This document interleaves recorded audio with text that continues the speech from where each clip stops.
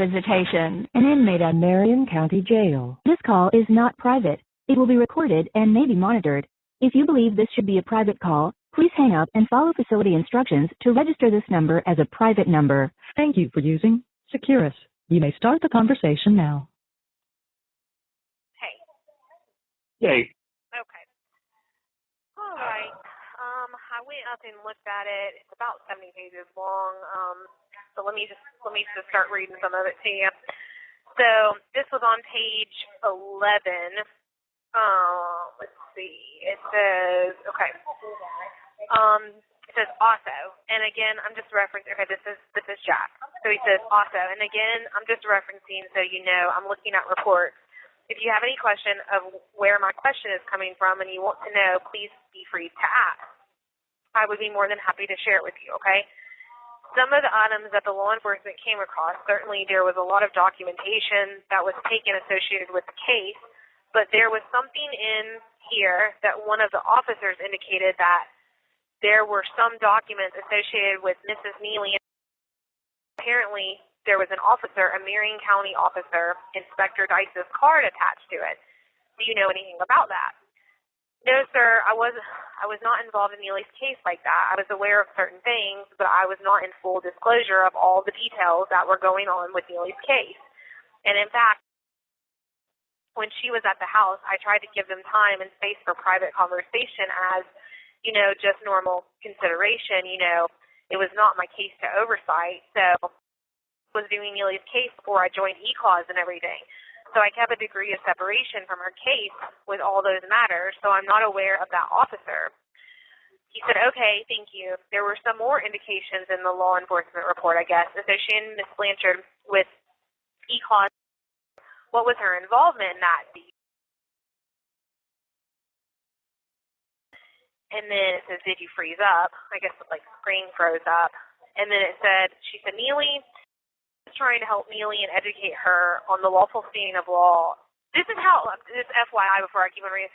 What she would do was she would act like she didn't know something one minute, and then she would like act like she knew something like the next minute, not like really piss me off. Like it was like, here you're saying on one hand that you didn't know, you don't know anything, but on the next hand, now you supposedly know all this. You know what I'm saying? So, okay, she said Neely trying to help Neely and educate her on the lawful standing of law, and he allowed her to be a part of E-Cause to help support and to bring people in as far as support. What my perception is of what the whole involvement of Neely is, that she attached herself to more than what she actually was able to do and administrate. And so it was definitely an issue that was being addressed because of the fact that she was just attaching herself further and further. Especially she had went out and got these business cards with E-Clause on them and a description of some kind of, you know, special, I can't exactly remember, but something witness, or I can't remember the exact description she put on it, but I just thought it was overreaching. And because, you know, I had spent a lot of time with Neely, okay, first lie, like, I don't even barely knew at all. Like, she's not spent a lot of time with me, but, like just little bitty things, like how she keeps on trying to, like, act like she knows more about it than she does, you know? And because, you know, I had spent a lot of time with Neely, so I actually knew what her skill set was and what her knowledge was, and it would be more of an attachment of Neely's own desire and escalation to that, and it was very noticeable. Okay, let me see. It says, let me just share again. The reason I asked the question is that in the report that there's these cards that you mentioned that has E-Clause, like a business card, and then I guess she was listed as an acting agent, or according to the police officer, an expert witness for loss prevention. Does that kind of refresh your memory a little? Yeah. That's what he said. And then she said, yes, sir. And Neely, yes, sir. And Neely created all that all on her own. Neely is the type of person that she does whatever she wants. And if you tell her no, or, you know, it presents a problem. So when she did that, it was like we were just watching her, you know, and her actions and what she was doing and claiming that attachment piece to perceive herself in a certain light and position, I guess. So, and you have to understand in the last 3 weeks, murder, again, like, I'm innocent and she's saying that, you know what I'm saying? Like, this is just like little bitty things. We were evaluating everyone's attachment to E-Clause because we were becoming aware of very nefarious, unclean things that people were doing, and they were falsely perceiving themselves. It was making a drastic, immediate change to address all of that and to fix it. We were going to be going in the direction of not oversighting individual cases anymore, and we were just going to be clearly going at the mechanisms that were deficient in the process, in the procedure. And so when you ask these types of questions, you know, it depends on what time you're referring to, and then also the fact of that we were evaluating all of these different aspects that were affecting the research and development of the project. Well, let me ask you a question. Did E-Clause have employees? She said no. He goes, no, because when you say you were evaluating, normally that's a word, I would assume that you evaluate your help or people that work under you. So there are no employees for E-Clause? No. He goes, okay.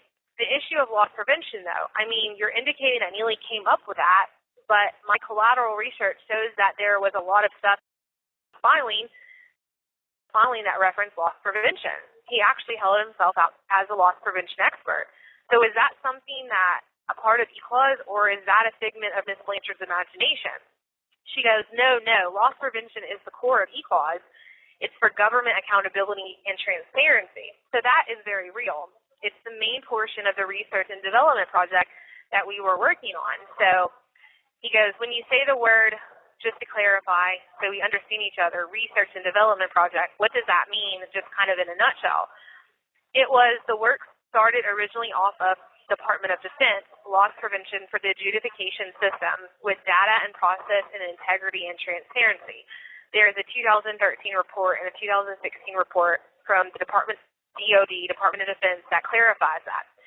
He said, I'm looking at the report. I need you to just kind of clarify a little timeline for me. It indicates that, I guess, you talked to the marshals. I'm sorry that you were speaking to law enforcement. Let me explain something very quickly so you don't think I'm being redundant. A lot of these reports are put together by one officer who gathers information from other officers. So sometimes they're not in the chronological timeline that they should be. Do you understand my statement to you? Yes. Yeah. Okay. So when I read these reports, I'm reading one narrative. So what I'm going to ask you now is something you might have thought I asked you earlier, and honestly, I did not. It says in this report that you actually were speaking to one of the U.S. Marshals that had a recorded confession from Ms. Blanchard. Now, is this the same marshal or the same conversation, or is this another conversation that you had? The reason I ask that is because it sounds to be a little premature to have a conversation with a confession on the first one.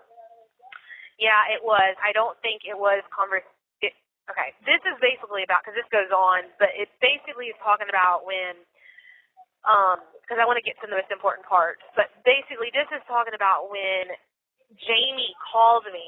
So, like, there's some kind of discrepancies between, like, Jamie calling or, like, having her call or, like, the police, like, either, I think from reading the police report that the police had Jamie call because they said that Jamie was a U.S. Marshal, and now I guess it came out she's not a U.S. Marshal. What? Say that again? Okay, so Jamie had told, and I was being told that Jamie Grubb was a U.S. Marshal, that she was going to U.S. Marshal training, like to be a U.S. Marshal. Oh, okay. So they're basically what's happening in the police reports and stuff. I guess when all this happened, like phone with Jamie and telling the police, I'm on the phone with the U.S. Marshals. So the police thought that Jamie was a U.S. Marshal, and I guess maybe the police had Jamie call me. You know what I'm saying? They were like, so this is more like with what was going on, like directly, like with all that. But What time? When was this? This was This had to have been right after, or right when they got there, because I know I skipped it. I went from page 11, but, like, 911 did not work. So I actually tried to call 911. 911 would not work. It didn't work. I personally think there was a blocker on the 911. Wow. I couldn't call. It told me to leave a message. I have it on my phone, but, like, wow. I didn't. Yeah, there's a lot of stuff, Kirk. There's a lot. So there's a lot. So I'm about to start crying. So, because you have to realize, I haven't been able to talk to anybody about this at all. I know, right? I know. So hang in there. So yeah. So in the very, and I know I skipped around, but like that, they do talk about that in the very beginning because nobody could get through to 911. There was a block. It was blocked. So, okay, let me see. Let me go. So this is just kind of talking about, and I can read it all to you if you want one day for me to actually like read through the whole thing. Why don't you just tell, ask Jack if he can email you a copy of that? Yeah, I don't know if he can. Really. Probably with the case. Okay, well, let me just finish what I can. I called and left the message with the secretary there. He's supposed to call me. Okay. All right. He's probably still in court. Okay. So yep. Let me see. So this was just kind of talking about that, which there was some really kind of weird holes because what I tried to do is I tried to piece some of the stuff together. Like once I had all the police reports and I had all the depositions, I was trying to piece stuff together. And there definitely is holes concerning all that. But this is kind of just about I guess the conversation between Jamie and then from what I've heard, Jamie has not been talking. She because I actually had Jamie's deposition and Jamie was bashing stuff, and so I need to pull out Jamie's thing, but they apparently haven't been talking at all. So, all right, let me see. I want to go. This is just about what we were talking about. I was just all over the place. Let me see. Page 21. Okay, I'm skipping a few pages. Let me go to 21 because it's 70 pages long. Okay. So it says, all right, so let me go.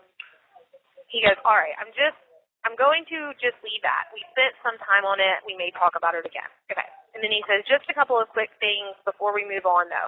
You indicated that E-Clause was that a limited liability company? Was that actually incorporated somehow? She says, yes.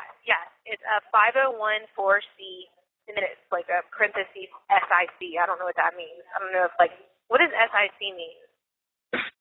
I don't know. Okay. We got to look it up in the law library. Okay. So it says, okay. And you say it had no employees. CEO, I know that he had paperwork that I think he appointed Kurt Pendergrass as an agent.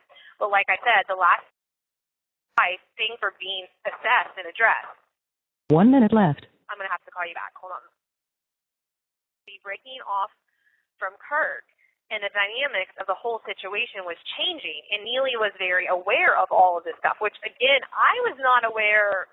You know, it's like she keeps on trying to, say these things, and I don't know where the hell she's pulling these up at. She acts like right. we knew each other. We didn't even know each other. Okay, and then it says, and I honestly think that me down there, because both called me to come down to Ocala. So I think he was keeping me there. So if she did anything, then I would be a witness because why would you call both times? You know what I'm saying? Even the first time when she had come down. Thank you for using Securus. Goodbye. Start the conversation now. Hey. Okay. Okay. So let's see. going to be breaking off from Kirk, and the dynamics of the whole situation was changing, and Neely was very, very aware of all of this stuff. But first of all, like, they sprung all this on me. Like, when I got called me down, right, which I believe he did it because he didn't want to be there by herself at the house. So I think he did it because I don't know what other reason. Like, we took her back to the train station. When she left and we were headed back, was not planning for her to come back down to Florida, and then the next thing you know, she's coming down to Florida with her child in the car, you know, coming back down to Florida. I don't think that he thought that she was going to do that. You know what I'm saying? And then she came back down to Florida. So, but I mean, they like pretty much like sprung this all on me that they were in a relationship. I was like, what the hell? Because I had already known the situation, how she was being obsessive with you. And I was like, what the hell? You know what I'm saying? And then I was being protective over because I'm like, I'm thinking this, she's just really trying to do this to get back at you or get in the middle between you. Like, I was like, what in the, and then even like when at night and stuff, like, go to bed and we would be up because I was staying on the couch. And she would ask me, like, questions, like, you know, about you. Like, she was, like she straight up asked me. She was like, I know that you and Kirk have something going on. And I'm like, no. Like, we got into, like, a big argument. I was like, we have never done anything. Like, we do not have anything. We've never done anything. We have nothing like that going on. And I was like, you know, we know what our relationship is. Our relationship is we want things fixed. You know what I'm saying? Like, that's been right. our relationship. A professional relationship. A what? A professional relationship. Exactly. There was nothing ever sexual between the two of us, ever. Exactly. And I said, you know, and I had told, you know, and she kept on trying to, like, do this, like, was trying to, like, say, like, accuse me and you of doing something, and I'm like, listen, and then not only was that a red flag to me, I'm like thinking to myself, first of all, even if I'm thinking to myself, like, trying to make common sense of this in my brain. I'm like thinking to myself, even if we were, why would she be all concerned about this when you're down here, you know, trying to act like, you know what I'm saying, you're in love with, like, where the hell has this come from, you know? And another thing that really has bothered me, because we've talked in deep conversations about certain things. And one of his rules, he always had a rule. One of his rules were, you don't ever get involved with people that you're doing, you know, business with. That's so right. I just don't would have just broken that rule. Like, I feel like that there was something else going on because I just don't see it would have just, you know, he was too serious about the whole work. So why would, you know what I'm saying? Now there is one thing that I definitely do need to tell you because I haven't been able to say anything to anybody. But that day, prior to that day, and I don't know who he was on the phone with, I don't know who he was talking to, but I'm telling you, there's certain things that have been sticking with me that, like, I feel like I need to get the answers to. But that day, he was on the phone with somebody talking about dissolving E-clause. And Really? I don't know who he was on the phone with. I don't know what it was about. He was not in the room. And I was even going to tell my lawyer. I was going to tell my lawyer to try to pull up his records because they did take his phone, but the police could not get into any of the phones. Really? None of the phones. They had to get, like, some special, like, because it had some kind of block on all the phones where you couldn't get into the phones. But that day, he was talking about dissolving E-clause. And I don't know who he was on the phone with. I don't know what he was talking about, but it was urgent. It was like an urgent phone call. So that's a red flag. But anyway, so let me get back because we're not going to have a lot of time. Yeah, when was that? That was that day. That same day that all this happened. Really? Yes. Yes, and it was a very, very urgent call. And he was very, it almost gives me chill bumps. And because, see, that day we were on, it actually does give me chill bumps. I'm getting chill bumps right now. But that day, we were working on, he was working on a few things, and it was all on the board. All these things, and that was another thing I asked my attorney. I was like, I need to get pictures of all of the stuff had on that board. Because that day he had figured out, and there was something with Nancy Pelosi that had to do with something in my document that I had, when I had filed my first document in the Weaponized Family Court Report, I wrote a scripture, and I think it was like Psalms 23, about, as I walk through the valley of the shadow of death, I shall fear no evil, for thou art with me, my rod and thy staff, they comfort me. But it was something to do with the rod and the staff, and something about measurements, like the measurements, and it was something to, had figured something out that day about Nancy Pelosi. He had all this stuff on the board. I'm talking about all this stuff, and I can't remember if he got the phone call after or before all this, but yes, and I haven't been able to tell anyone about this but I'm. The caller has hung up. Securus. You may start the conversation now. Hello. Hey, what are you doing? Eating a bowl of cereal right this second. But sitting down on my computer, doing some research, and had my sister and brother-in-law here painting in the bedroom. Mom and Grandma just showed up working on the house across the street. Right. But my sister and brother just left to go home for lunch, so. Oh, okay. So they're taking a little break. Yep. Yeah. Sorry I didn't call you yesterday. My tooth has been killing me, so I've had a toothache, so I just haven't felt the best. So, yeah, and then the other day, the phone cut off. Could you hear me?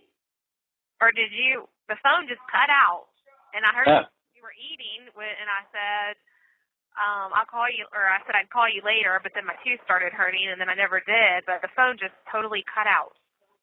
Yeah, my phone battery died. Oh, okay. That was what it was. Okay. Mm-hmm. All right. And I was still sitting there talking to you. For how long? And then you didn't respond, and I'm like, what the hell? Right. Looked at my phone, bam. Yeah. This phone's like 7 years old. Right. And when the battery gets down to like, sometimes as high as like 43%, it'll just frickin' die. Right. Right. So, yeah, the battery ain't too good. Right. Did you say you had talked to my lawyer on Friday? I called him, and he's never called me back. He hasn't called you back yet. Okay. Mm-mm. All right. You'll probably get a call from him this coming up week, I would suppose. Okay. But, yeah, I just wanted to finish these couple depositions. You want me to read them through to you? Say that again? You want me to finish reading these couple depositions to you? Oh. Yeah. Mm-hmm. Just wanted to read there was a couple other things. I hadn't looked through the whole thing, but this is just the ones that I had marked, I had seen. Let's see. But yeah, she was just back and forth majority of it. Like 1 minute she would act like she knew something, the next minute she wouldn't. Let me finish where this one part was. Okay, let me finish it real quick. All right, so it's going to be breaking off from Kirk, and the dynamics of the whole situation was changing, and Neely was very aware of all of this stuff. All right, let me ask you this. How does if it has no employees and nobody is paid, was money raised? I mean, was that a full-time job? Was he working somewhere else? Worked in loss prevention before, and he had stated to me that he had other accounts with businesses that he did work for, but primarily I think a lot of the source of funding was from donations from people that supported him. I also encouraged him to develop his own platform because, there wasn't a really clear and precise Facebook with uploading files, and it wasn't very clear. So he, I encouraged him to go to Patreon, and within, I think, a month and a half of him putting all of his, stuff on there, he built up the donations to like $1,000, $1,200. And I know merchandise that, apparel and stuff that he had a store. So I know that was probably a portion of it, where he got the money.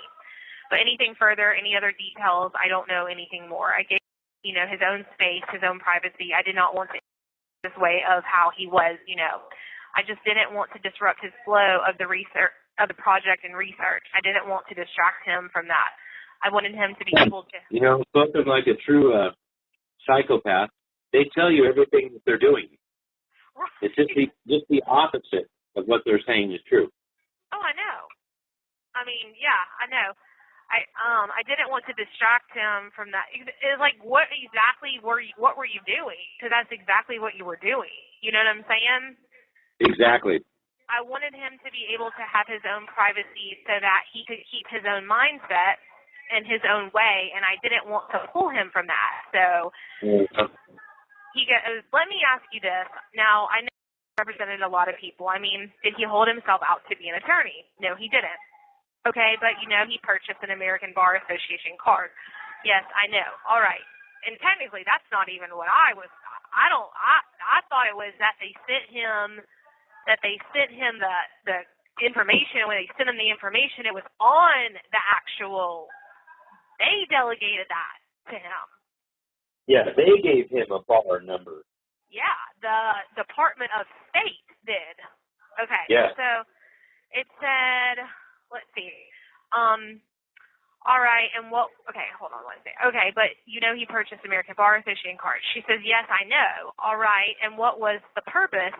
If you know, why did he purchase an ABA card? Probably to protect himself from the bar members trying to attack him. All right, and you said he didn't charge for his services. Everything was just donation. Yeah, they were, as far as I know, it was just donation.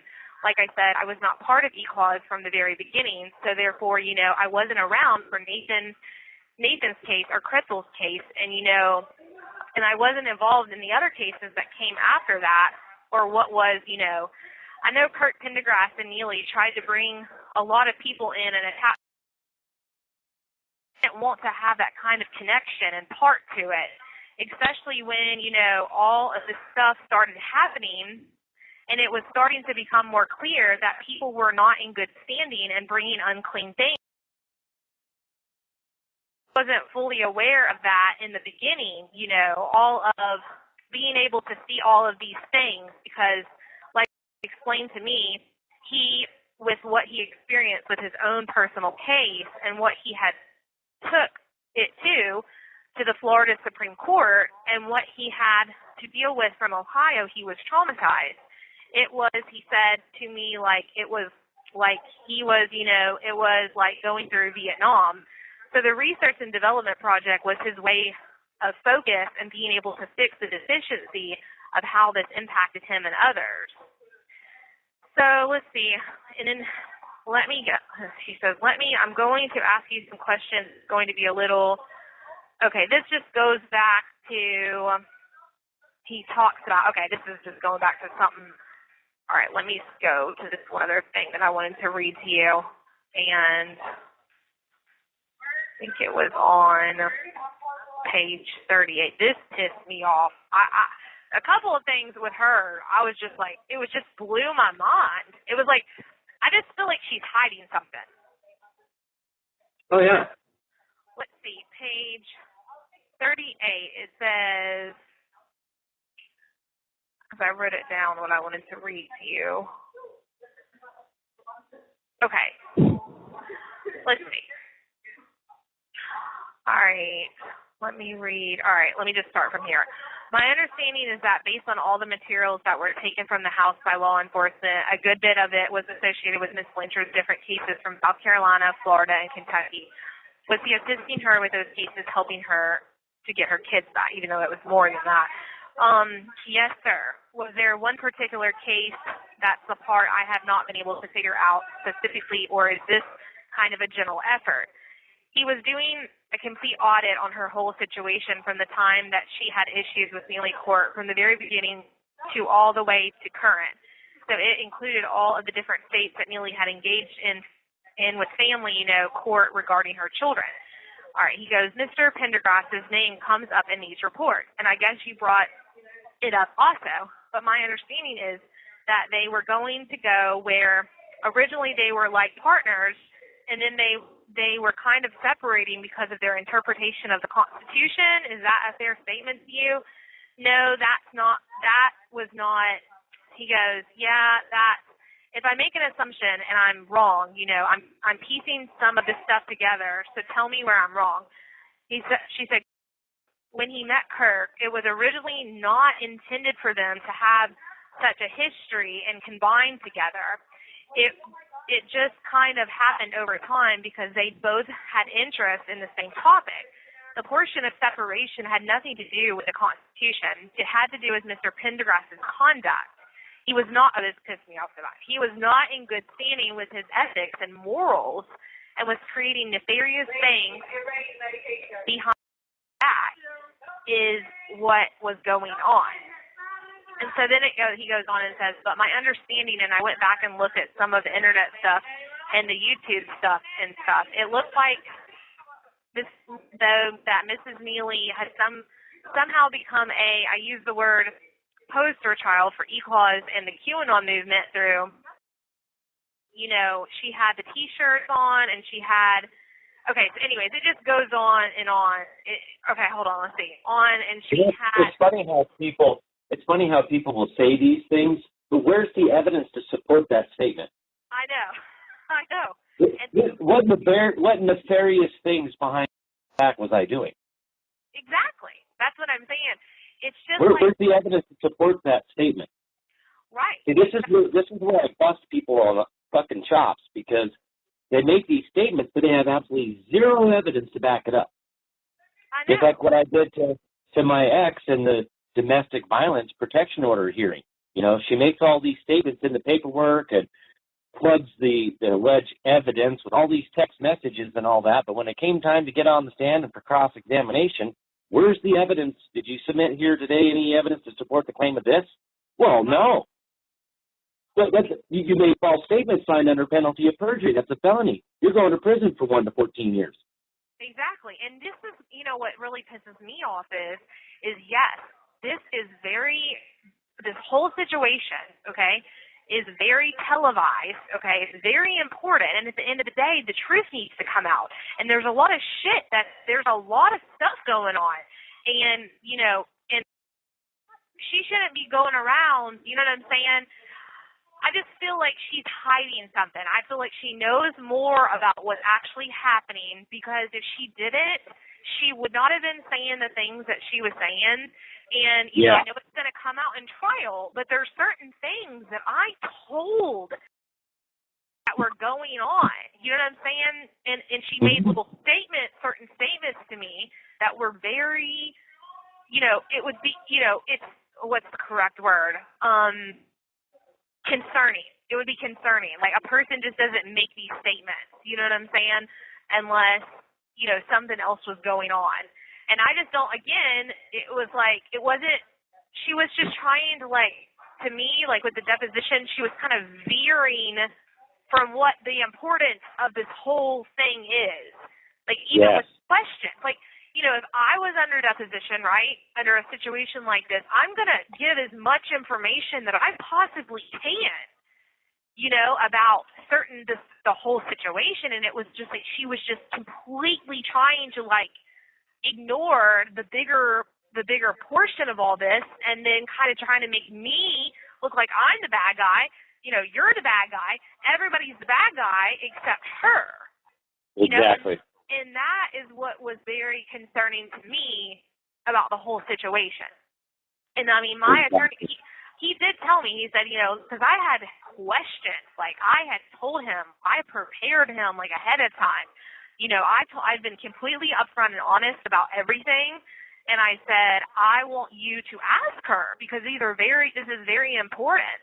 And, and so there were some things that he did not go ahead and ask. And I was I was kind of why didn't you ask that? Because I'm thinking, I just have a problem trusting people, you know, and I'm thinking, why didn't you ask that? And he said there's a lot of things he wanted to say for trial because, you know, he didn't want the prosecutor to kind of know what direction. You have 1 minute But left. at the end of the day, I'm thinking, you know, and I get it, like I haven't been practicing law and I don't, you know, I'm not, you know, an experienced trial attorney, but at the end of the day, you know, I'm still not trying to hide anything. So just, you know, ask the damn question, you know, like, so because the truth is the truth, you know what I'm saying? And all you need to do is, you know, explain certain things to the jurors, and that's all you got to do, you know?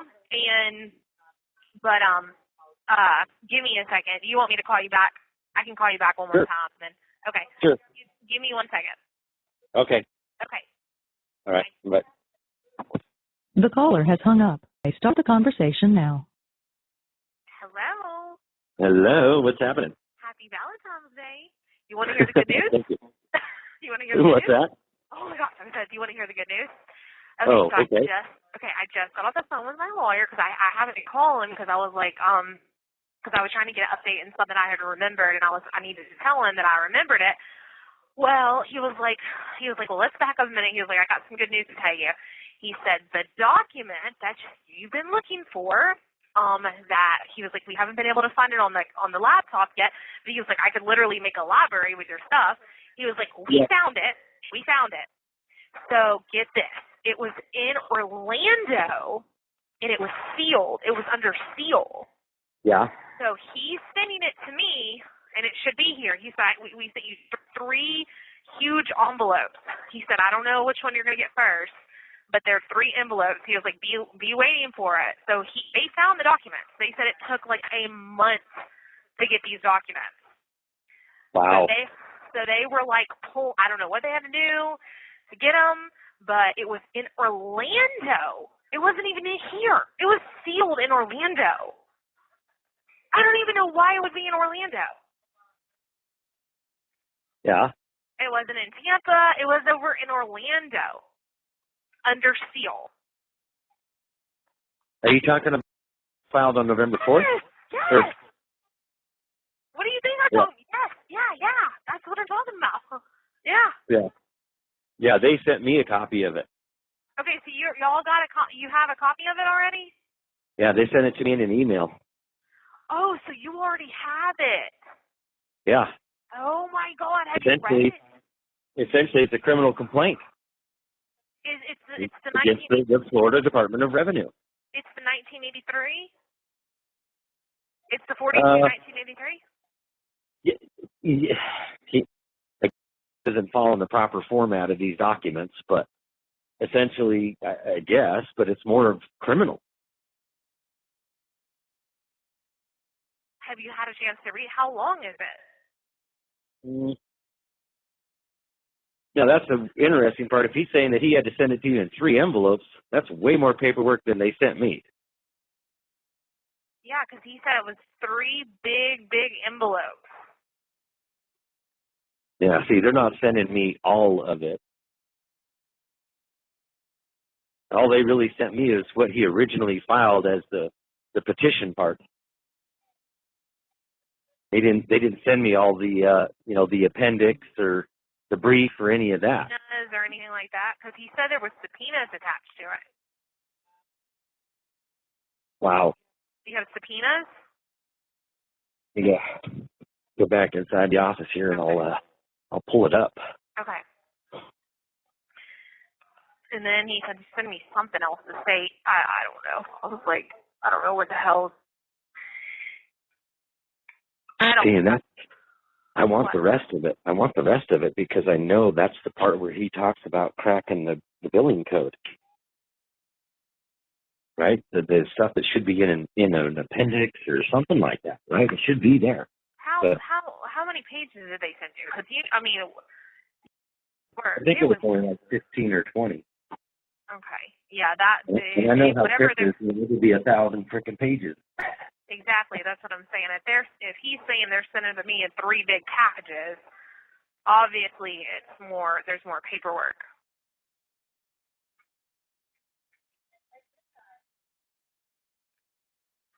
And then he's all like, I don't know why it was under seal.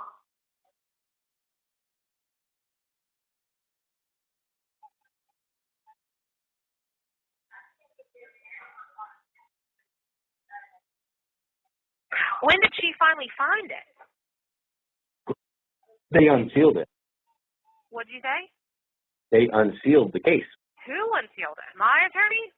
No, the court did. Okay. And it's a scheme, scam, and a fraud because what they're doing is they're dismissing it.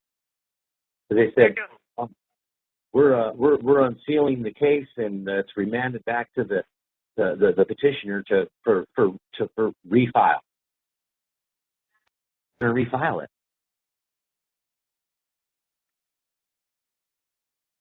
So you have a document that says that? That's what they said they're doing? That's what it says. And what day was that? Oh, man, it was. Let me get to my email. Okay.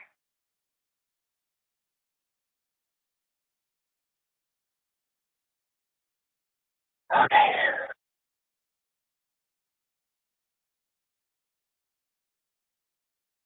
I mean, let me ask you this because I don't know the answer to this question. This E-clause is still, E-clause, a corporation doesn't die, correct? Yes, it does. It does. And that's why you have to do your annual report to keep it going. So, generally speaking, we're talking, every year. You have to file your annual report every year. And then if you don't file the annual report for the year. I was talking to that day. I need to talk to my attorney too and see if he can't get the phone records to see who he was talking to that day about when I overheard the conversation, and I don't know who he was talking to, but something about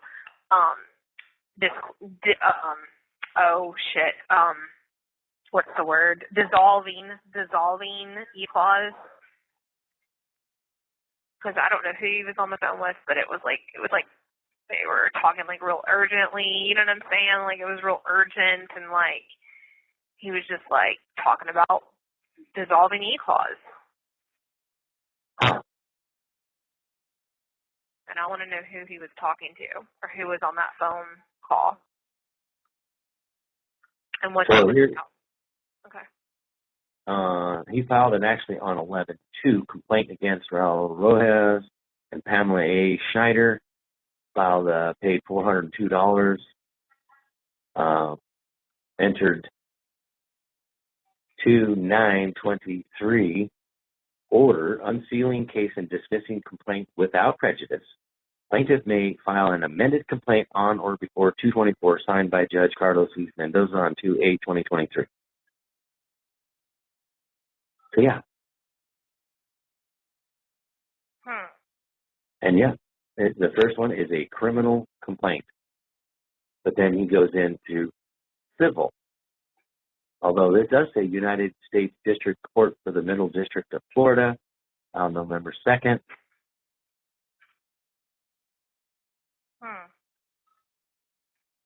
Marion County.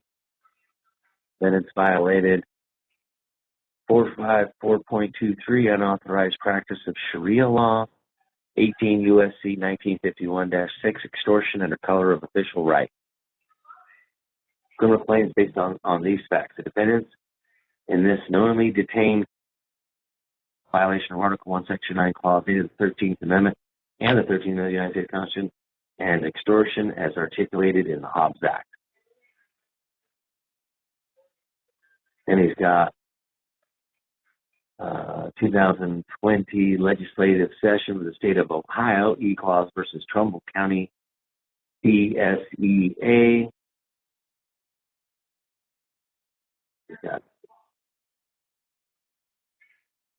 a couple document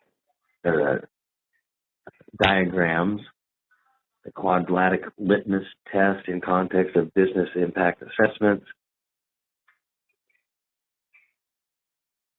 Yeah, learn how to do proper formatting of documents and put it into a brief format and an appendix. Because it's just not right. The Supreme Court of the United States in the matter of E-Clause versus State of Ohio, supplemental rules for admiralty or maritime claims and asset forfeiture actions, Jefferson's Manual, petitions, section impeachment, executive orders, Article 1, Section 9, 13. So when you're saying the Supreme Court, there was because I remember him saying that there was this active Supreme Court cases. I wonder if that's what he was talking about. Well, that'd be the previous cases. Which cases? Which ones are you talking about? In the Supreme Court of the United States, in the matter of E-Clause versus State of Ohio, that's the fifth, case number 5D 18-14-7 mandate in standing issued by and through Chief Justice Honorable J.P. Cohen. That's the old case over there. Mm-hmm. That should have been already resolved. Trying to claim that that's what gives him his standing.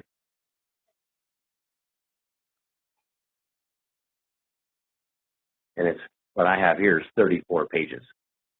There's no way that, well, I guess it would be in 3 envelopes if you're talking 12 sheets of paper per envelope. All right, well, we'll see. You have 34 pages? Yeah, and he's got his E-Clause IRS Department of Treasury document here, employer identification number, the SS4 form. Yeah, why the heck is he putting any of this in here? Why is he not doing what? Why is he putting any of this in the case file? And this is all completely irrelevant. None of this, see, this goes back to the thing about that they were going to come out and teach this criminal complaint process, and yet they don't know what they're doing. They're not doing it right. I just wonder why it was over in Orlando under seal. It's just so weird.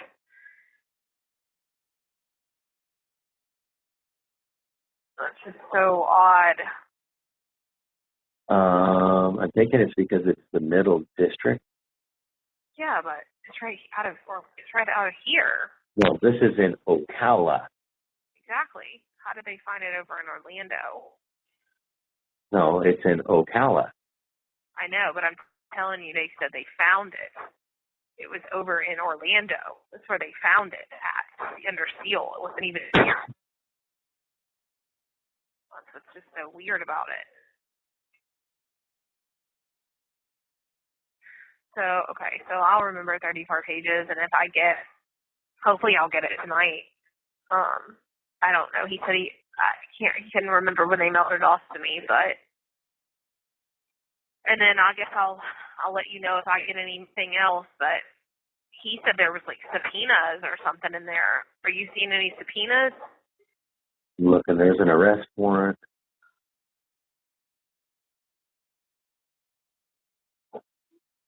There's arrest warrant. There is? Hmm. For the Rajo guy, or how do you say it? Yeah, both of them. Pamela Schneider and Raul J. Rojas. Isn't that the Rajay Rojas here I think he was over here in Ocala.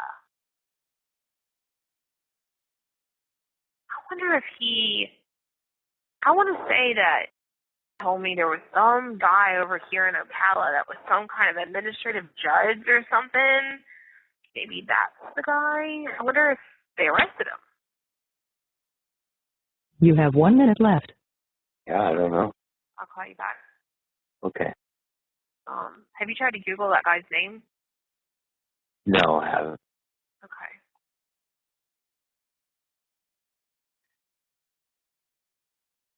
Yeah, give me a second and I'll call you back.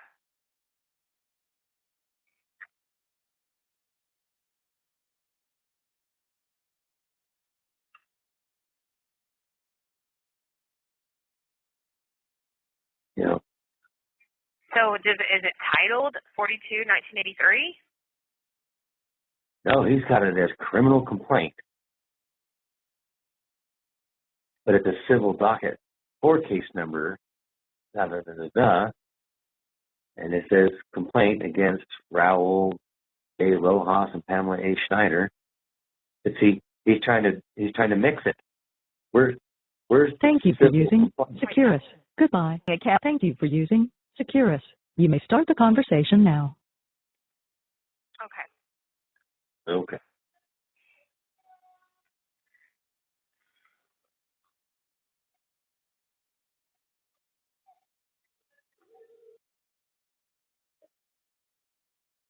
Hello?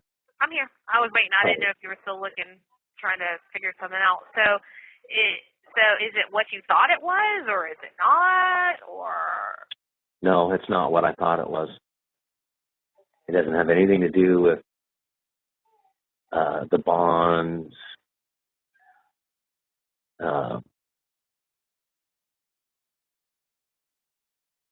It doesn't. I'm not seeing anything about the billing code. Okay. So basically, what he was telling you, it's not what he had called you prior, saying that he had found, is not what it's pertaining to. This did not have anything to do with that. And this is about his cases, not yours. Right. All right. Well, whenever this comes in, I'll look at it. You said 42. It's 42 pages total. 34. 34. Okay, 34. All right. So when I get it, I'll let you know if there's something else in there. That's kind of wild to me too, right? That they would say, "Oh, well, we're unsealing it and we're going to dismiss it until the plaintiff refiles it." I mean, that's hell. What's it been doing there? Just sitting there for over 2 years? Yeah. Is that what it's been doing? Just sitting there? Like, is there any other? I wonder if there's any other documents in the file. Yeah, I don't know. It would have to. See, that's see again. This says civil docket for case number 520 CV blah blah blah blah, civil, and then it goes into criminal complaint. Where's the civil complaint?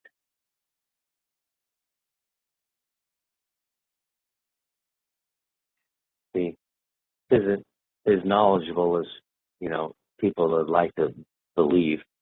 Doesn't know what the hell he's doing here, and all this fluffy paperwork, which you'll see.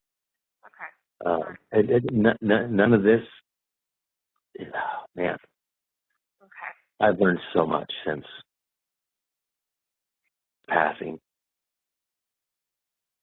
Okay. Well, I will see, and I'll let you know, and I'll let you know. I'm ready for to finally be able to come out, so I'm able to tell everybody what happened. You know what I'm saying? I'm ready for. Oh my Lord! Oh my gosh! I mean, he did send it to the Ohio House Finance Committee, the House Speaker of Ohio. He did send it to the U.S. House of Representatives Finance Committee in Washington, D.C. The House Speaker, Nancy Pelosi, Maxine Waters, and Donald J. Trump, and the Governor of Ohio, and the House Speaker of Ohio.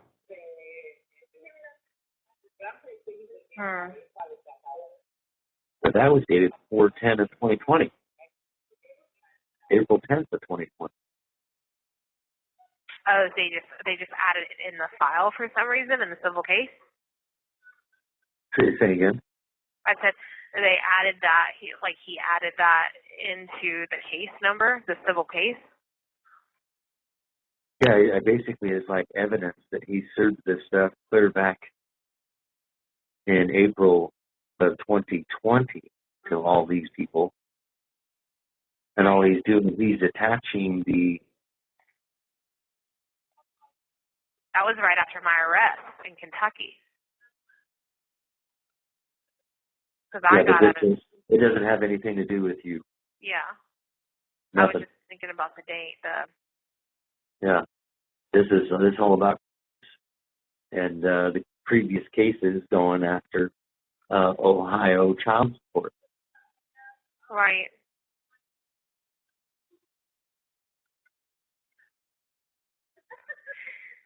So, okay. Did they ever send you the one document too that we were working on that day? Yeah, they did send that to me too in the mail. Okay. Now I do have that, and that's at home. Okay. Well, I will call you and let you know as soon as I get it in here and make sure there's nothing else in it. Yeah, I'm kind of disappointed here because. Yeah, I know. That's not what I thought it was either. I thought it was this. I just need to look over it. You know what I'm saying, and see what else was.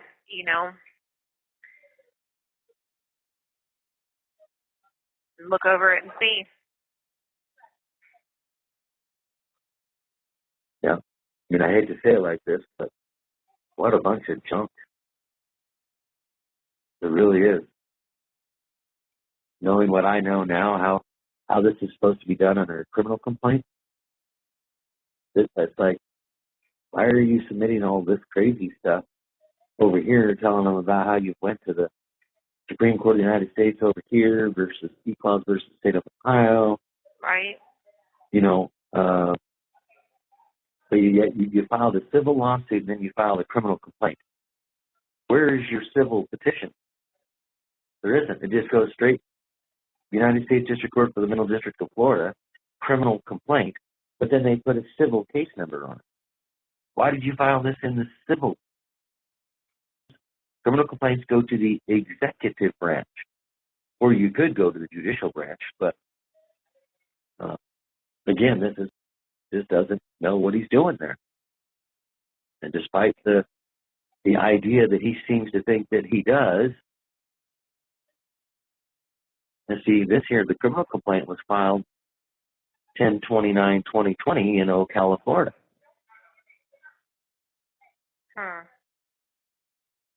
10/29/2020. Well, and there's another thing too. There's some numbers on here, 3, 8. So it's like they're missing some pages. Where's the rest of the pages? They are missing some pages? Well, like on the bottom of the criminal complaint, it has a number 3 circle. If that's number 3, where's 1 and 2? And then the next one is the 2020 legislative session of the state of Idaho, and that's marked at, or state of Ohio, with a circle number 8. So where's 4, 5, 6, and 7? Okay. Even according to the document, it says, oh yeah, this is page 4 of 33, page 5 of 33. So they're numbering of the pages of the document. Sure. Okay. Well, I will look at mine. These are supposed to be numbered pages, and I mean,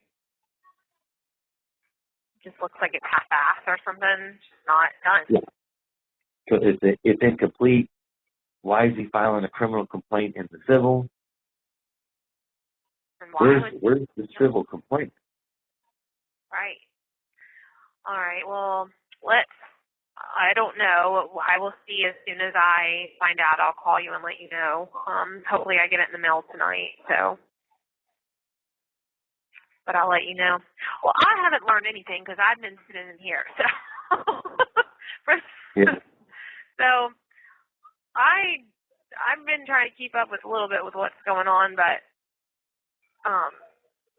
besides that, Yeah.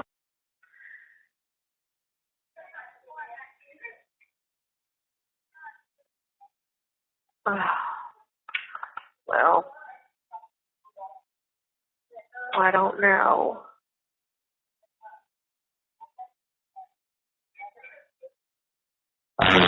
To me, it's just a bunch of mumbo jumbo, throwing all this stuff that he filed in Congress and in the Supreme Court of the United States, which who knows if that even.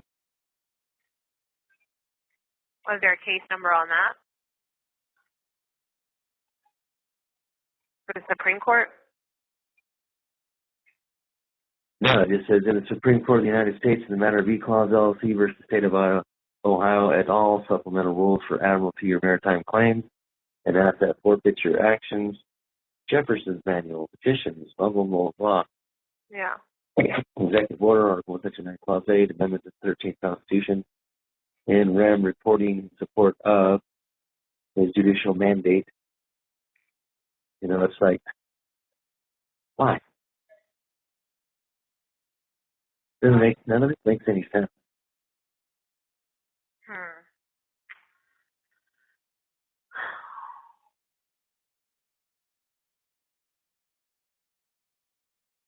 I wish we had, did you ever get It's been a while. I was going to say, does he still have his computer and like all the documents and everything that was on his computer and stuff like that? That's what I would want to see. I want to see the emails. I want to see what was actually. Oh, you're talking about his son. Yes. Mhm. No. Does he have his computer or computers? I thought the state had it. Not as far as I knew. I had it. No. The state has his computers? Isn't that what your attorney over there saying that the state has it? No, I thought that they took from the police reports that I've read and stuff like that. I mean, they took because I went through the police reports and read everything and seen. Now, what I did find was strange. There was one thing that was really strange. He had told which is his ex-wife, that like a couple weeks before, or like it was a couple weeks before, he had and said, hey, I've written out a will. If something happens to me, he told the will was, at least this is what she told the police. And from what the police reports say, I mean, they took documents and they've taken things out of the house, like things that I think had my name. Like there was a couple things that had inspectors, like here in the Marion County Sheriff's Department, like with inspectors' names on it and like stapled to like paperwork, but it didn't say that they took any of the computers. Yeah. So I thought him down and took the computers. And I think I vaguely remember hearing something about that. You have 1 minute left. Shoot. And that's when complained about how they come and took all the books and everything. Because she didn't even have a Mason's manual to look at. Oh, Lord. All right. Well, I will call you. It's going to hang up. But I'll call you as soon as I get that. Hopefully I get it tonight, and I'll give you a call tomorrow, and I'll let you know. Okay. Okay. All right. All right. Well, have a good day. Happy Valentine's Day. You too. Thank you. Okay. I'll talk to you later. All right. Bye. Bye.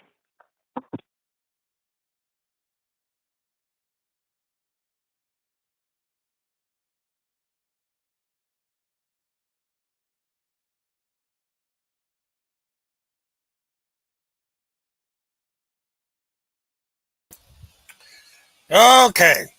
Well, I guess what Timmy will do is they will steal my material and they'll make hay out of all this. But it's abundantly clear that uh, Kirk Pendergrass doesn't have any love for Chris Hallett either. And you can tell by the tone in her voice that she now realizes that Chris Hallett was a fraud. Of course, she knew this when she allegedly shot him. And, it's getting closer and closer and closer to uh, the truth coming out. And when this gets into court, and if she gets on the stand, it's going to be really interesting to see what direction the case goes in. She's going to be bound and determined to get on the stand, and her lawyer is going to try his damnedest to get her to stay on topic if he can even keep her from uh, testifying. But she has the right to testify on her own behalf. She doesn't have to take the stand. So we'll see what happens with that. But as more and more of this comes out, I think that people are going to realize that this is one great big fraud and that everybody was played for a sucker. And the same thing is happening with Homeseth, because Homeseth is making out Chris Hallett to be this big hero. And now even Neely Blanchard sees that this whole thing was one big waste of time. And you can tell by her mood that she was not happy that all of this was a fraud. Here she thought he was helping her try and get her kids back, and this was all just a scam. Everything he was doing was for himself. There wasn't any of this um, auditing going on, any of this stuff. So that's what happens.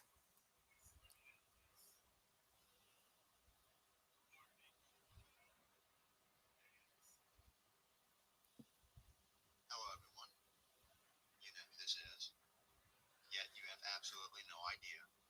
Of course, Kirk Pendergrass and Chris Hallett are absolutely 100% inept.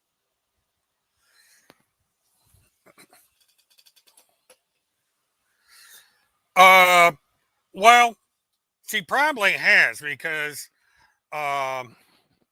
if you go by the timeline, the FBI interviewed her right after she was arrested. It was the Marion County sheriffs briefly interviewed her, and then the FBI interviewed her. And I think as things progress, because this, we're 2 or 3 years into this case now, and every day she has learned more and more and more, and she's getting more disappointed every time. Now, she still believes in a lot of stuff, like, this trafficking going on in Kentucky and like that, but it's all malarkey. Uh, you know, she tried to run her mother over with a car. Now, who in their right mind is going to let those children stay with them? Yeah, she asked to speak to the FBI. Um, and they, if you listen close to the interview, it's there that she requested that she talked to the FBI, and she gave them all this information, and they basically told her it's all crap, that it's BS. So,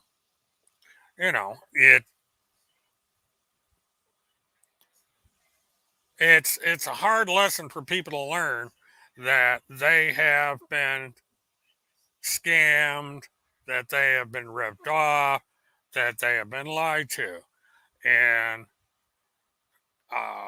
an ever growing number of people are now realizing that this whole thing was worthless, that it was just a bunch of sovereign citizen malarkey, and Kirk is doing the same thing.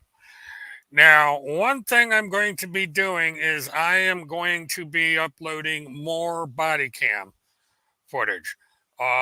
It's basically the same stuff, but from different deputies. The black deputy did a video, and I'm reviewing a video right now of the body cam of another officer. There were 3 videos of these um, body cams that were made. And I'll be right back. I got to take care of something.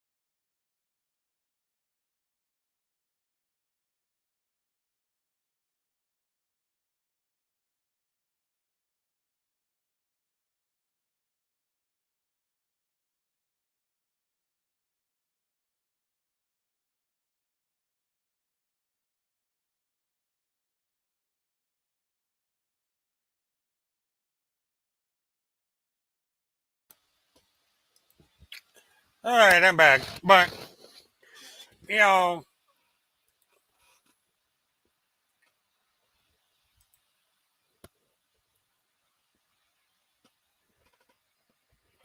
well, this is why they're trying to shut me down, is because they're terrified of this live stream. I don't know why it's such a small live stream. I got, what, 27 people watching this thing? That's pathetically low numbers when it comes to YouTube. And I can guarantee you half of this is them watching, because they took every single second of my live stream and posted it over on their board. So, but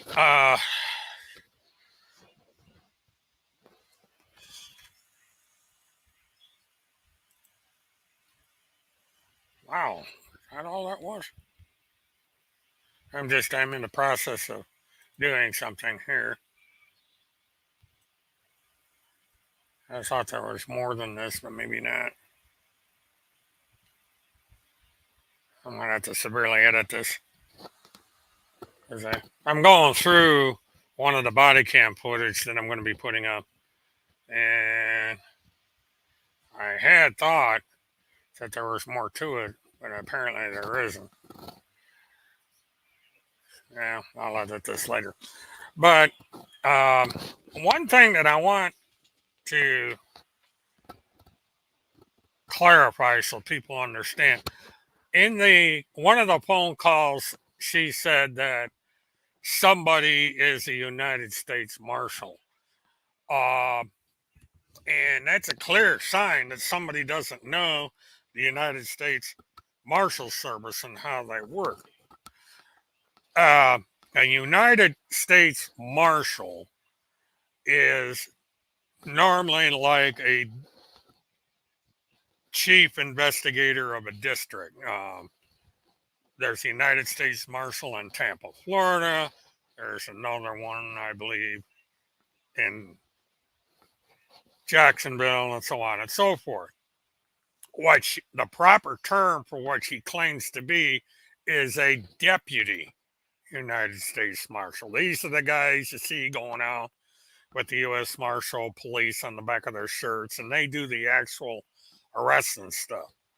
Those are deputy United States Marshals. The U.S. Marshals that guard the federal courts are deputy U.S. Marshals. A U.S. Marshal is a boss marshal. He or she is over deputies. And this is a problem with people that claim to be with different law enforcement agencies, is they don't know the structure of these various agencies. So if you have someone going around declaring this, that, or the other thing, then you pretty well know that they're full of it. And that's what is the case here, is that, you know, but, you know, it's, you know, in Homestead with this one man, away from the president, that's BS too.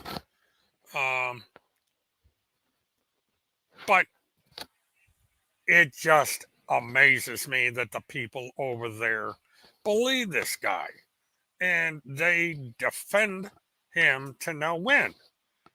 You know, it shows you just how stupid these people are. And especially this piece of work from Canada. I mean, she's about as stupid as one gets. And the problem here, as I see it right now, from the information that keeps pouring in, is that Timmy has got himself in a really bad situation. He seems to think that it's people like me or Vice President Pence or these big monkey mucks in the FBI or somebody that's out to get him. And that is a complete lie. He is under extremely tight control. He has people with him 24 hours a day, 7 days a week. They will not leave him to be by himself. There is always somebody accompanying him. He is being isolated. He is being used. Virtually none of the stuff you see on social media, be it his blog, his True Social account, any of these things, they are not him. It's been proven time and again.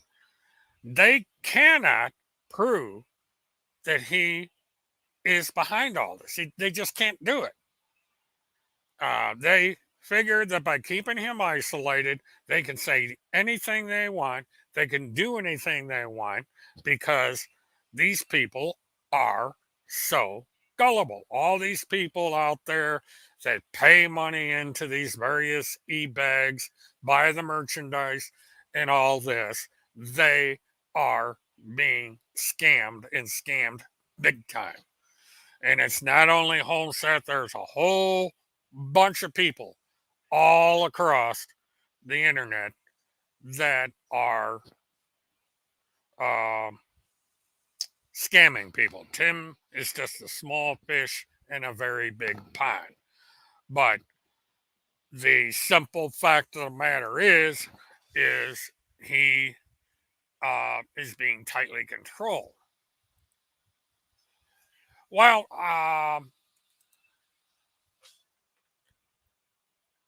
I don't know.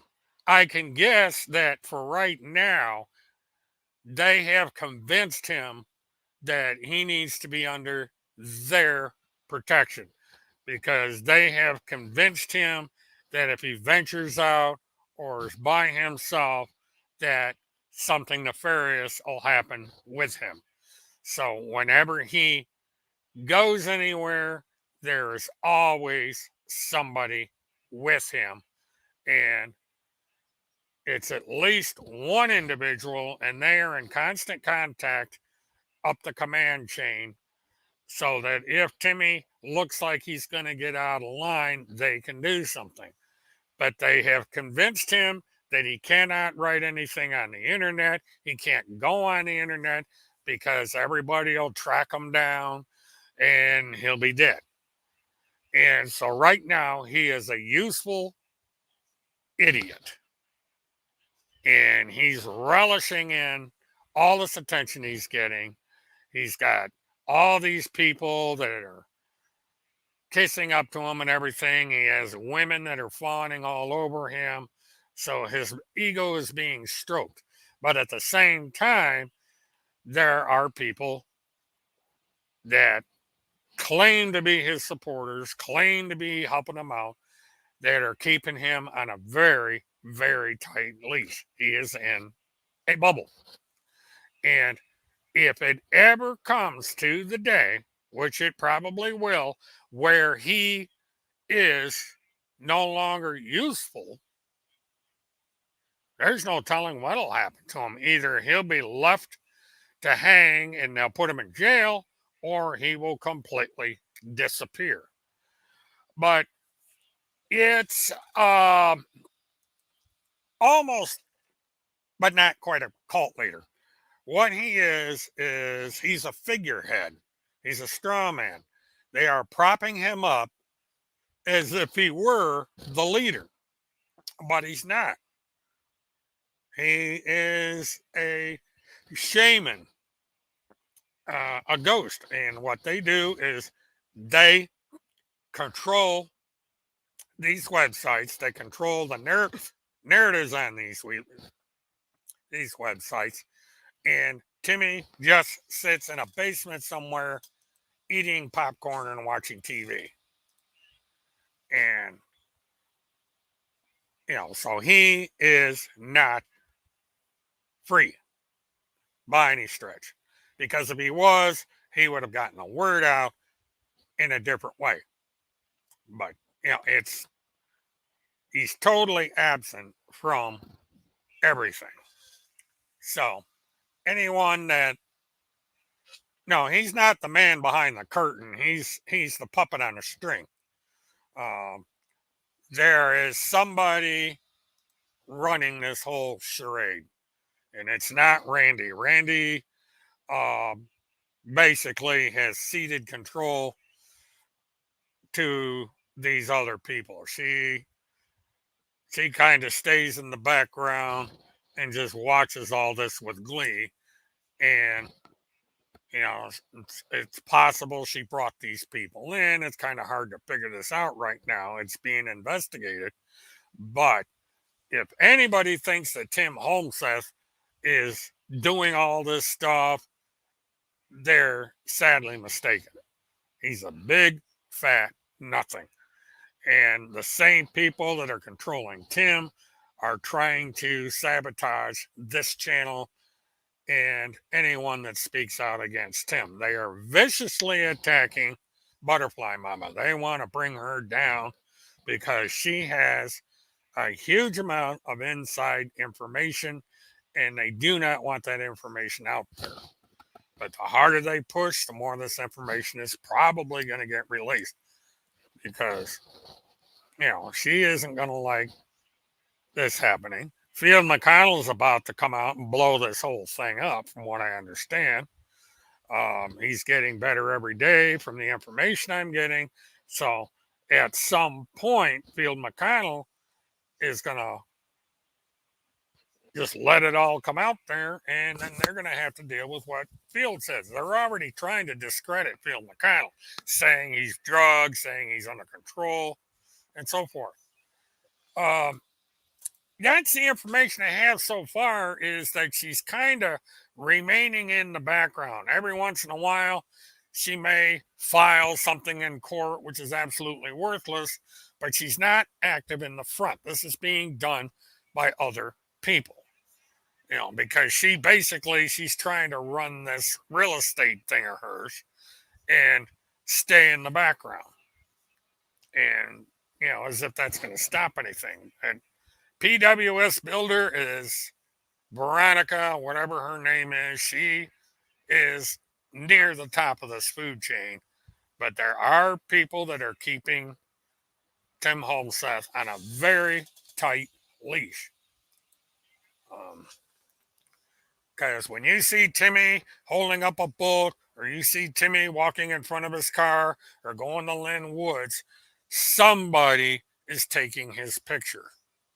He's not, he doesn't have a 5 foot long selfie stick where he can put it out there and have his phone on it. There is somebody in the car taking his picture every single time.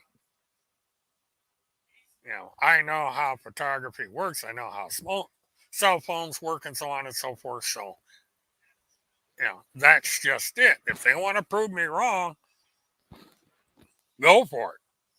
But, I just can't see any way that they can prove anything because AI is coming out that makes things very sophisticated and it's easy to impersonate. IBT is admitted this because she says the people that are coming over here representing the task force are phonies. They're frauds. So, it's a constant debunking of them. So, that's where we're at. Now, I'm going to be putting up more discovery tomorrow, and this one I think is going to be very interesting because something in this latest item that I'll be putting up is kind of like breaking, and it's going to, I can't really explain without giving away the whole thing, but it's going to have some interesting ramifications down the road. So that will be coming tomorrow if I can do it. If not, it will be Monday for sure that this information will be posted. Um, there's also a legal matter that has been filed against Tim Holmseth, and I will be putting up that information. It looks like Holmseth may be charged with a felony this time around. He's gotten away with misdemeanors up to this point, but the petitioner is determined to see that he is charged with the felony because the violation is so blatant and he has an annoying habit of not showing up when ordered to do so. And so I think this time he's in a lot more serious trouble. And if they hit him with a felony, he's gonna have a visit from the United States Marshals because they are the ones that enforce felony warrants out of the court system. They're kind of like the court's messengers in the one division that they do there. They've got a couple things that they do, but the one thing they do is for the Department of Justice, they're bailiffs in federal court, and they also go after fugitives. They work with the FBI, and they go after fugitives. And so, and that may wind up saving his life because he is around some extremely dangerous people. And, uh, you know, it's,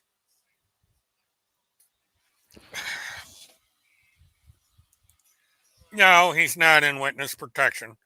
Uh, the United States Marshal Service does not do witness protection. That is the FBI that does that. And it's usually done in coordination with the Department of Justice. There is a program out there, and they change his name. They change everything. He basically ceases to exist.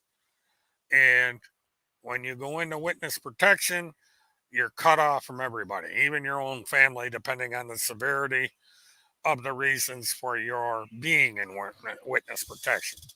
So Tim Holmseth is not, has not, and will never be in witness protection. He's not important.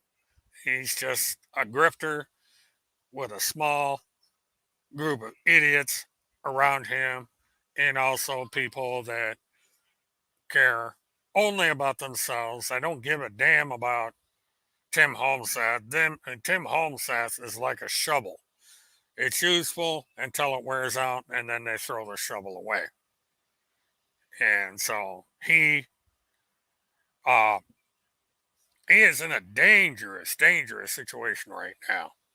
And they're gonna say, "Oh no," and Merck's full of it. He's lying. But believe me, I have information they don't want me to know. And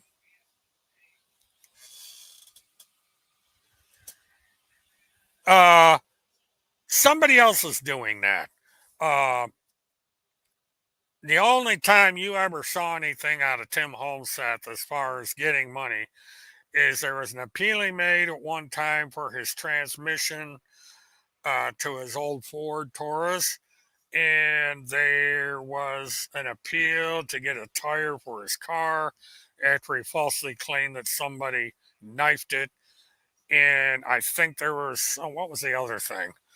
There's a third thing that he wanted money for. And you could tell by the way it was written back then that it was amateurish. And now, these e-bag sites, they're set up by somebody else. It's absolutely clear that it's somebody behind this. And it's this religious-based funding that he never, ever, ever used. Whoever is setting this up knows about this funding. And it's got to be one of these people that pretend that they're Bible thumpers that set this up. I guess, but they've convinced him that this is a way for him to get these messages out. And so all you see is Timmy walking in front of his car, and that's it. This is where I think one of them is he needs to replace his car. Another one is he needs to get money for his living expenses. And another one is so he can get stuff to Donald Trump. Apparently, he can't just pick up the phone and call Melania or Donald. He's got to have $8,000 or $9,000 to do it. And,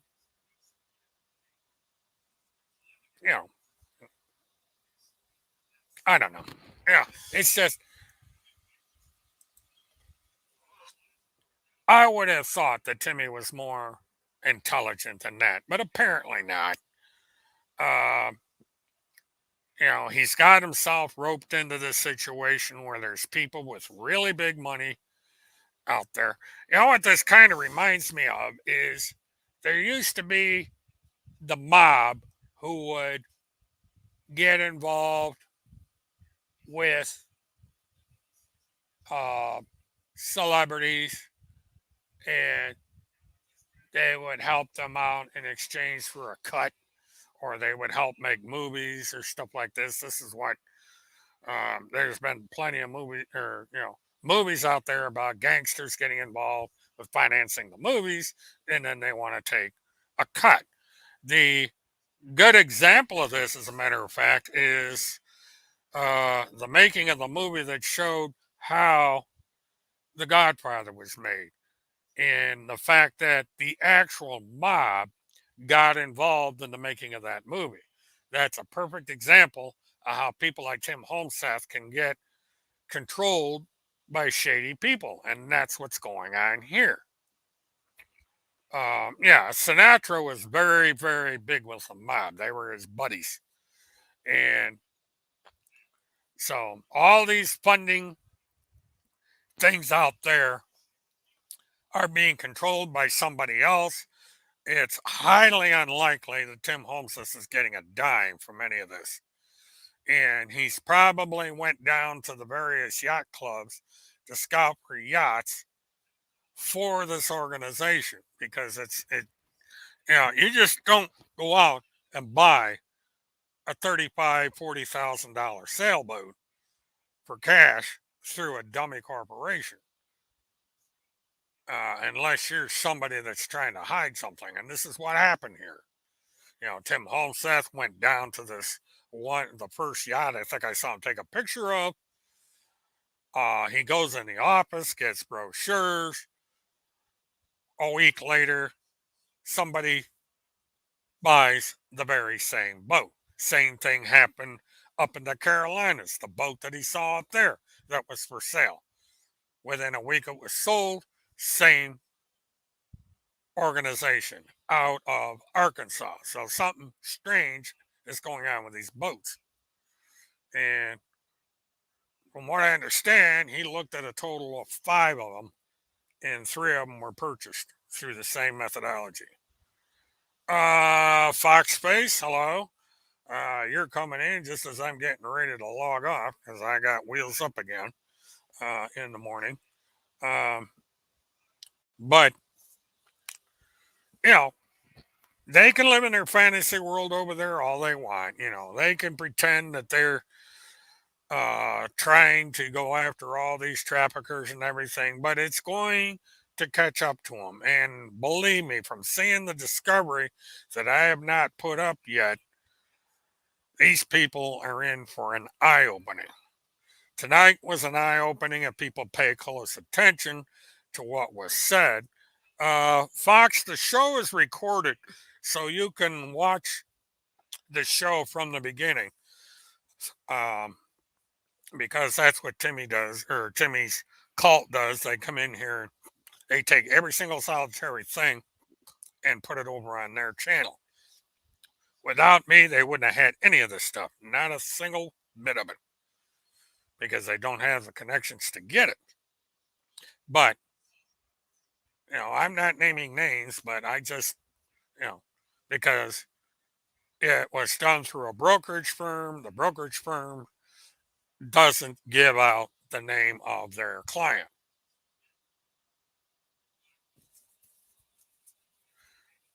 Well, hi, Catherine. Well, charge up your battery and watch it. It'll be here. And I'm also going to be uploading 2 really long body cams for you guys to look at. I'm just going to put them up raw with no editing. And the one's kind of funny. I almost want to make a tic-tac out of the one. Has to do with the one officer going into the convenience store. But the first, I would say, 15, 20 minutes of the one I'll be putting up has substance to it. And then the rest of it is just raw footage. So you can watch as much or as little. But I will get up the new material and try and do a live stream tomorrow night. If I can't do the live stream tomorrow night, I will do it on Monday. But the body cam footage should be going up fairly soon because it's not going to take me long to put this stuff up on the line. So, thank you everybody for coming in. Please like and let me try that again. I'm getting mouth here. Please like, subscribe, hit the notification button, and share. And stand by for more stuff. I've got more requests in for discovery for the new batch. I've got, I'm going to be going through most of this stuff in uniform order. And hopefully I'll see you tomorrow night, folks. Same time, same station. I will notify everybody on Twitter when I'm ready to go. And until I meet you all again, have a good one.